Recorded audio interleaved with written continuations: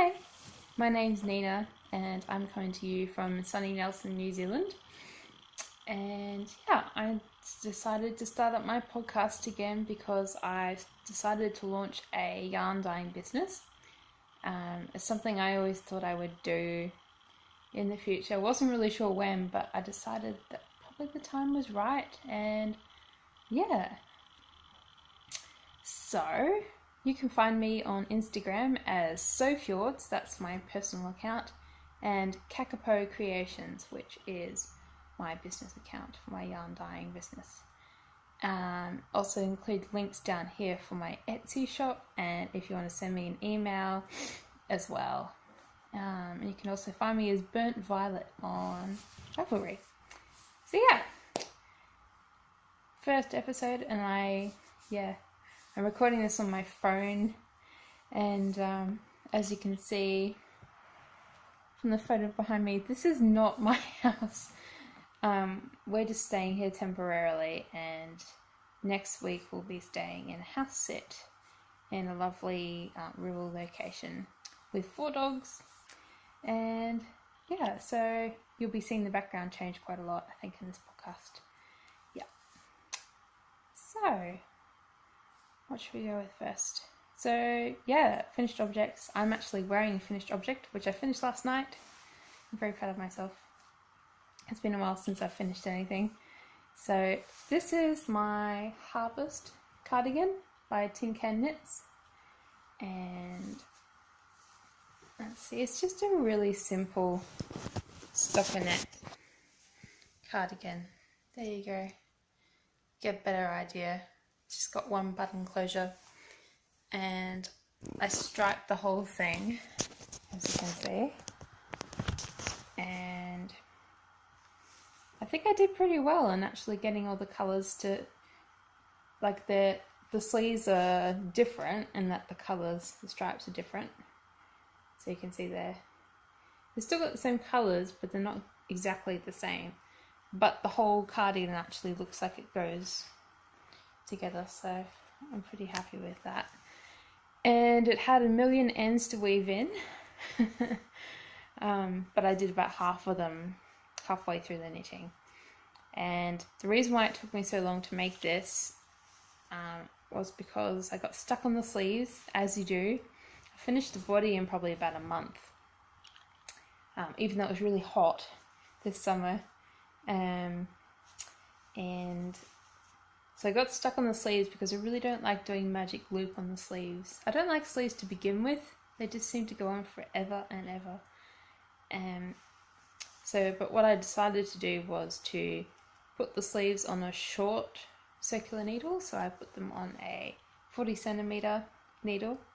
And so I was just knitting around and around without having to do the fiddly magic loop thing. And they just flew by. I think I knit them in about 2 weeks, which is pretty good for me.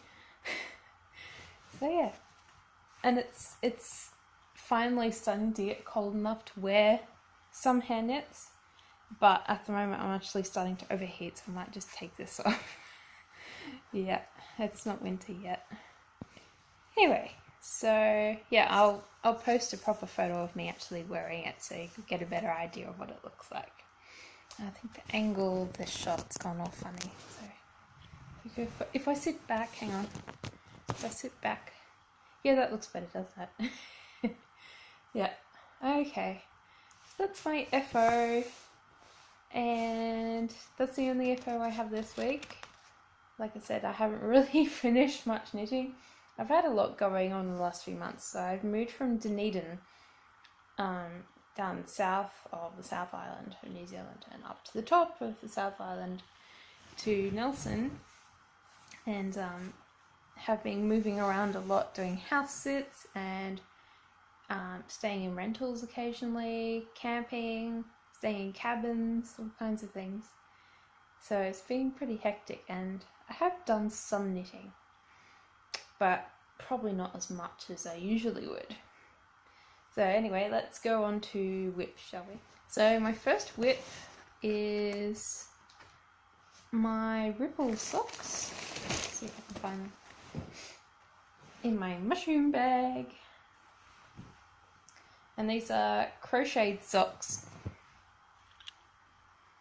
Hopefully the light is okay. Seems right. Here we go. So we go. This is what I got so far. And the pattern is Ripple Tube Sock by Julia Huston.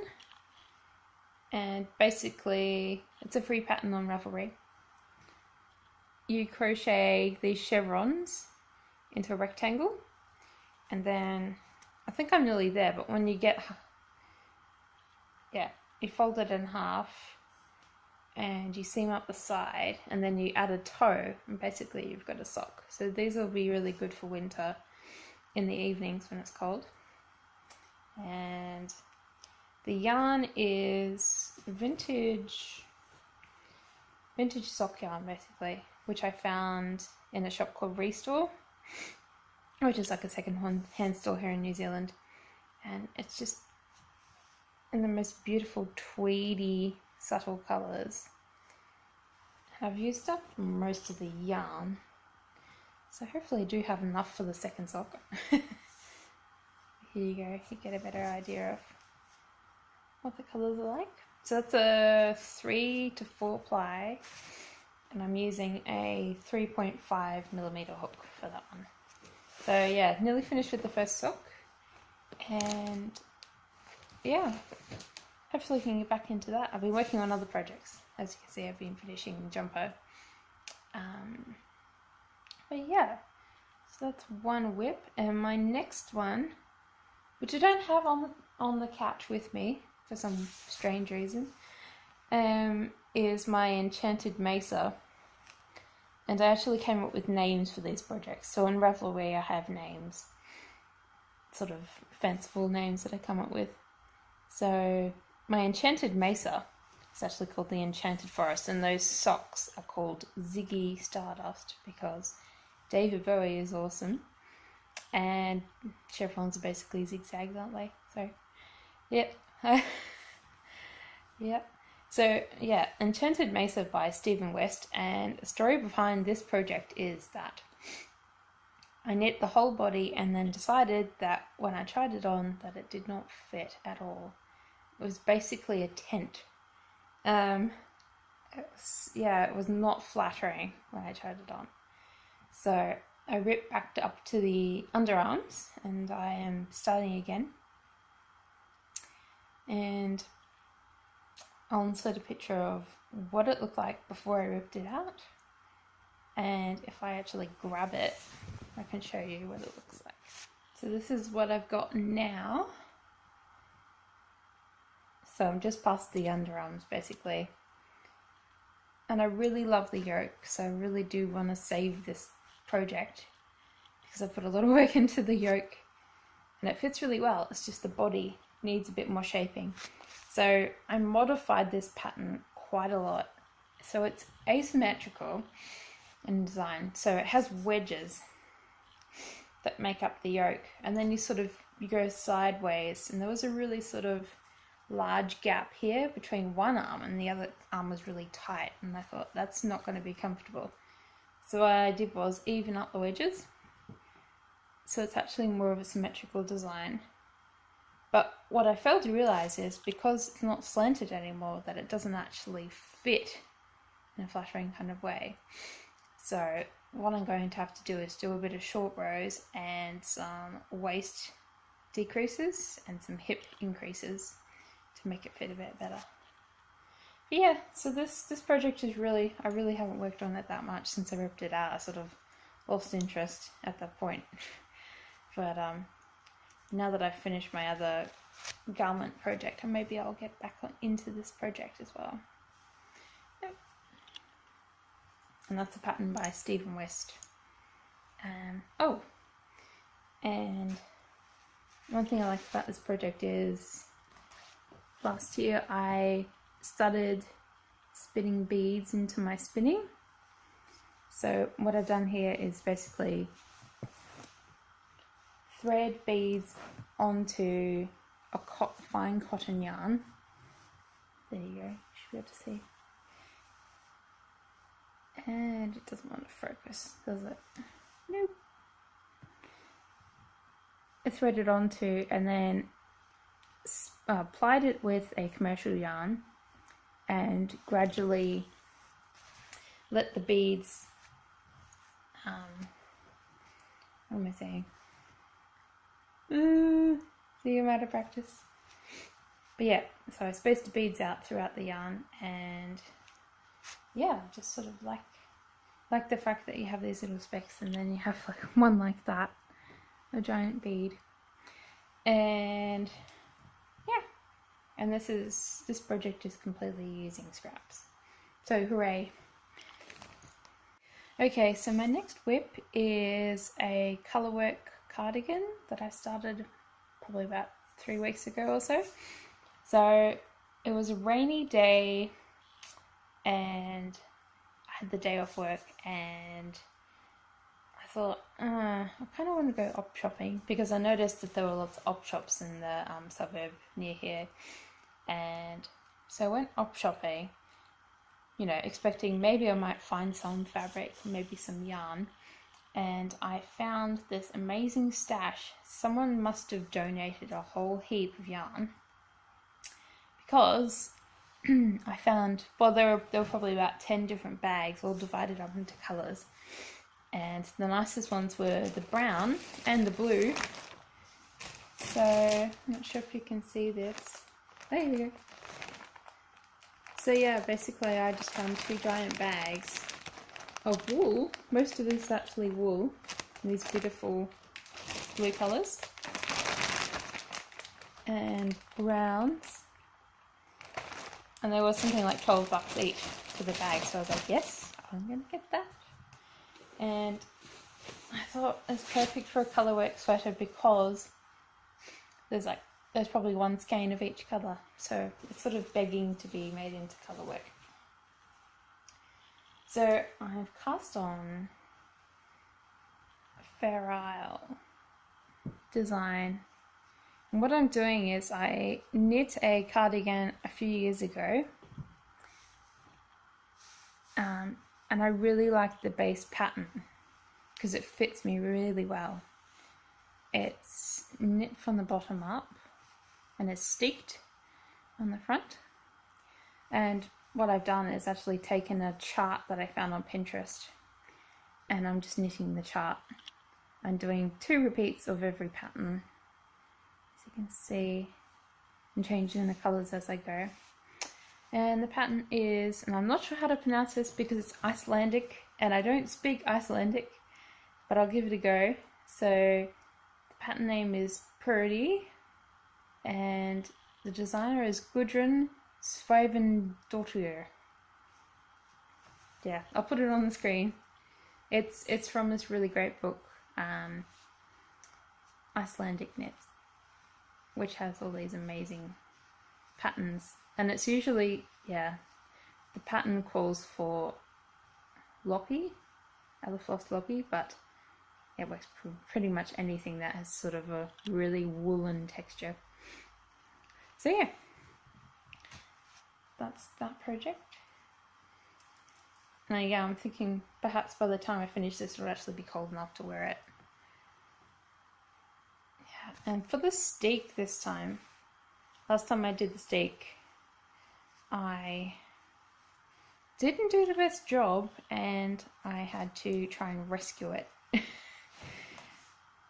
It was basically a disaster. But this time I've actually carried the floats around the back properly, so I shouldn't have any unraveling. So that's the opposite.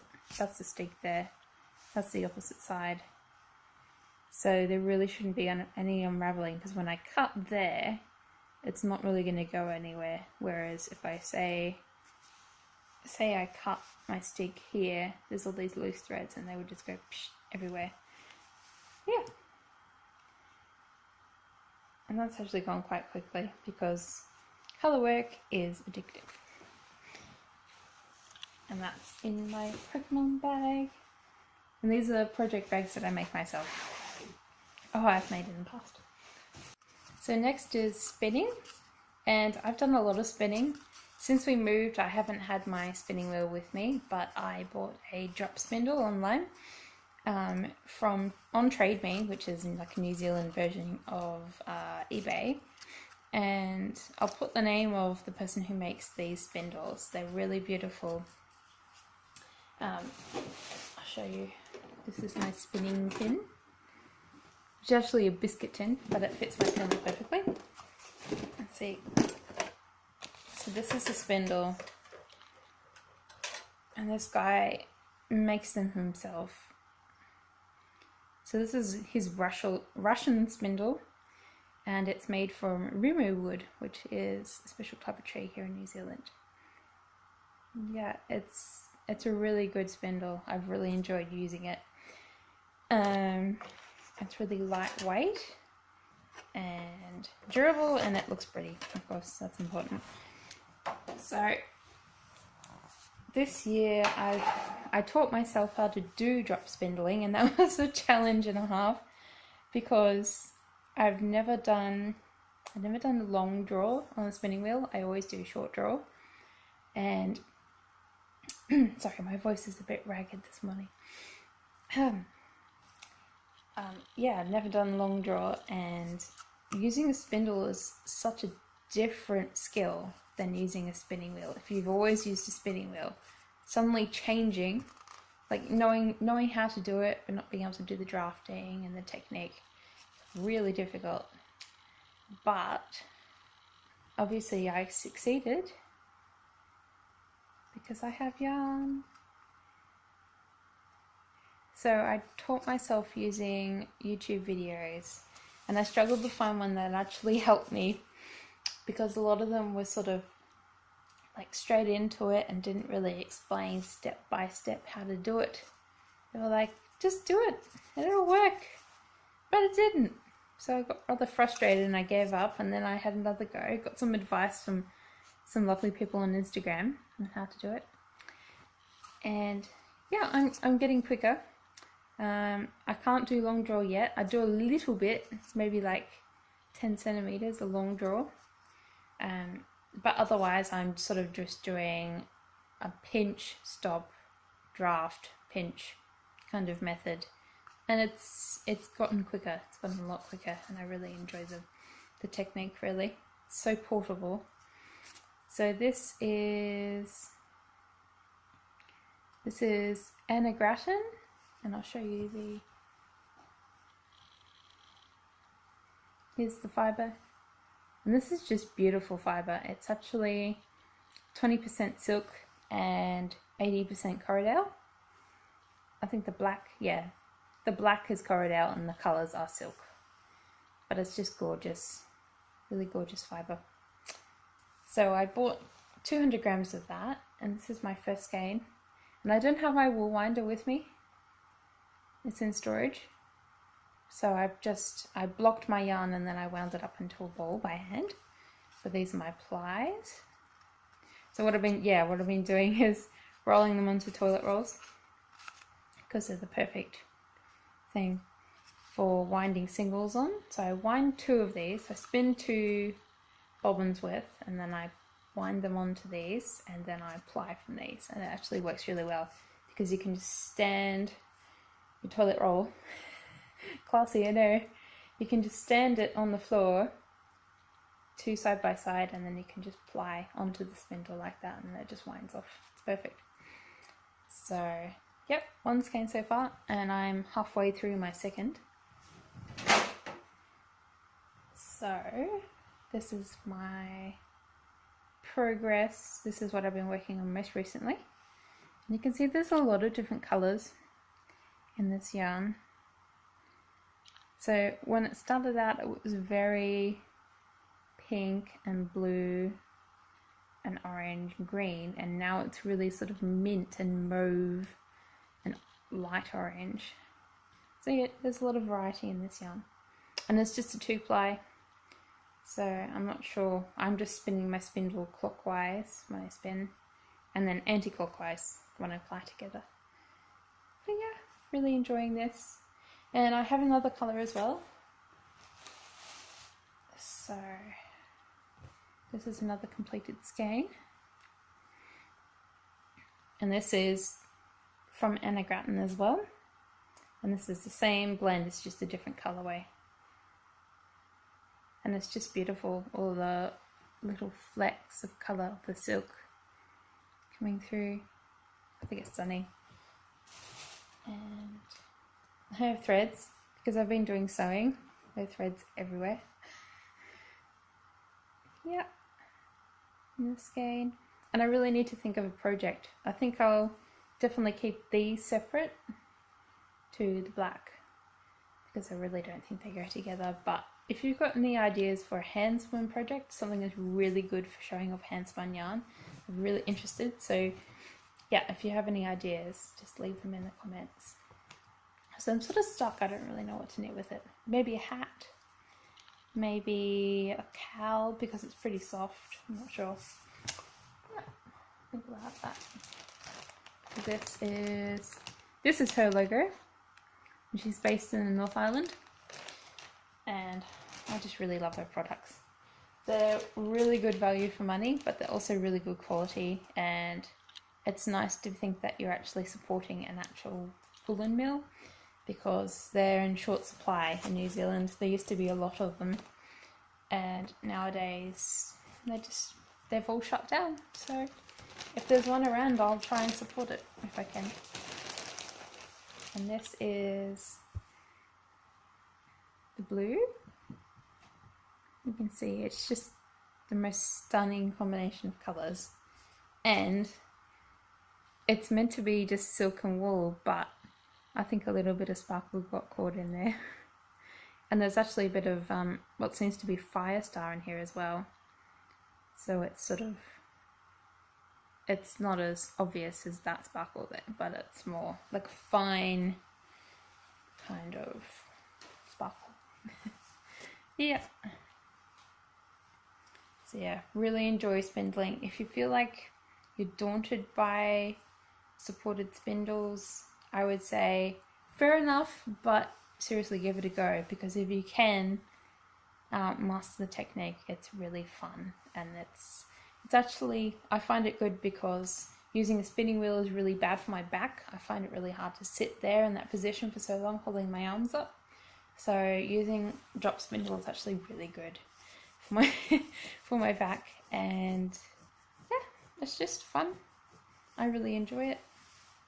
And I'll show you, this is the little bowl that I use for spinning in. So basically this just sits in my lap, and I spin, I twist the spindle and drop my fibre. And this is something that my partner Oscar made in high school, and I actually made one of these too. It was just something we did in metal work, and it's just got an enamel base, but it's the perfect shape and size to use for my supported spindle. So there you go. Interesting. Interesting how something you didn't think would have a use actually does. So I thought I might share a bit of my sewing, and since I've moved, my sewing machine is also in storage, and I bought a little bit of fabric and some vintage patterns from the op shop, and I thought I really want to sew. At one point I had, I was at a house sit. I was able to actually borrow somebody's sewing machine for a while, but I've been doing lots of hand sewing, which is crazy because I always thought that I would never do such a thing. Going through high school and having to do lots of hand sewing to finish garments drove me nuts, but it's all I've got at the moment. So I've been working on a dress. This is just a loose fitting, I guess it's a summer dress, even though it's autumn now and it's getting cold. I'd probably still get away with wearing it because it's long sleeved. So this is actually the inside. Oh, this is the wrong side of the fabric. Good job, Nia. Here we go. This is the right side. So yeah, this is made from what I believe is a sarong, or maybe a large scarf. But if I show you the actual pattern that I'm using, you'll probably get a better idea of what it's actually going to look like. So this is just a pattern from the op shop, basically. 80s obviously. 1984. And as far as 80s fashion, I think this is actually quite flattering. It's not so over the top that you don't want to look at it. Anyway, so that's what I've got so far. And I guess it kind of looks like a caftan, really, doesn't it? And this is the reverse. And this is another scarf that I found. And I think this design really needs some kind of belt. And I'm sorry it's so crumpled because it's been folded up in a bag. And yeah, that has some sparkle as well. So for my hand sewing, all I've been doing is a back stitch, which is more secure than just going a running stitch through the fabric. And here's an example of it. That's the right side. Not sure how well you can see that, but it's really secure because you're doing a stitch and then you're going back and it's more like machine sewing than hand sewing. And it does kind of show on the right side, but not too bad. So yeah, I've done the shoulder seams, the front seam, and now I'm up to joining the back bodice to the skirt, and then I will be sewing the facing on the neckline. And I've gone for the V neckline, this one here. And yeah, so I'm not actually that far away from finishing this. And it's just something that I do when I'm watching TV and I don't feel like knitting. It's just sort of satisfying to work, even though it's really slow to work on. It's quite satisfying. It's quite satisfying to do hand sewing. I never thought I would say that. It's true. I also have some other fabric hanging around, so I will. Yeah, you'll probably see more sewing on the podcast in the future. Okay, so if you stuck around this long, then yeah, I'm going to talk about my yarn dyeing business that I'm starting up. So it's called Kakapo Creations, and if you're not sure of what a kakapo is, it's actually a native New Zealand bird, and it's a flightless parrot. It's a nocturnal flightless parrot, and there's probably only about 250 of them left. So at the moment, most of them live on an island off the coast of New Zealand, like a sanctuary, and they're trying really hard to increase the numbers of this bird, and they're incredible creatures. I've actually seen one up close. There's a special kakapo called Sirocco, and he travels around New Zealand as sort of like an ambassador. And I saw him at Orokonui Eco Sanctuary in Dunedin, and he was behind like a glass cage, but he was still amazing to watch. So yeah, the idea behind this business is that my colorways are mainly inspired by New Zealand nature, so birds, plants, and landscapes. And the reason why I chose Kakapo as my name is because I'd like to donate some of my sales to actually saving these amazing creatures. So yeah, I haven't decided. I mean, there's a few different places that support Kakapo. Yeah, I'm definitely going to donate some of my proceeds to saving the Kakapo. So as far as progress I've made on creating this business, I have been brainstorming lots of colorway ideas, and I'm really excited to try these ideas out. And I have ordered my bases. So to start off with, I'm actually going to experiment with my dyeing first. I've done a lot of hand dyeing to begin with, but it's been a while and I really want to try and execute these colours well. So yeah, we'll see about the bases. I'm gonna try some yarns, see if I like the way they take colours, and if they work well, then I'll keep them. But basically, I wanted to try to have an 8-ply and a 4-ply, and to have sock yarn and hand wash only yarn, as well as some kind of sparkle base, because I've seen a lot of sparkle base is not really something that you find in New Zealand very often. So I thought, why not? And I'm going to start off with yarn, but my idea is to actually dye fibre and to card bats and Rolags, and include specialty fibre in those as well. So I'm really excited, as you can tell. I guess, yeah, I've always wanted to sort of turn my passion for fibre arts into actually a day job, or, you know, at least part of my working life, and I'm just really excited to start. So I should be starting dyeing this weekend if the yarn arrives in time, and I'm waiting for some things to come together. So it's going to be a few weeks until it's actually up and running and I'll start selling. I'm getting somebody to design a logo, and I'm really excited about that. And yeah, I hope you you like what I produce, basically. And you can see the progress of me creating this business on my Instagram feed, my business one. And yeah, I'm not sure what else to say, really. Just that it's nice to be back and to see all of you again. And yeah, happy knitting, happy spinning, sewing, tea drinking, whatever else you enjoy doing.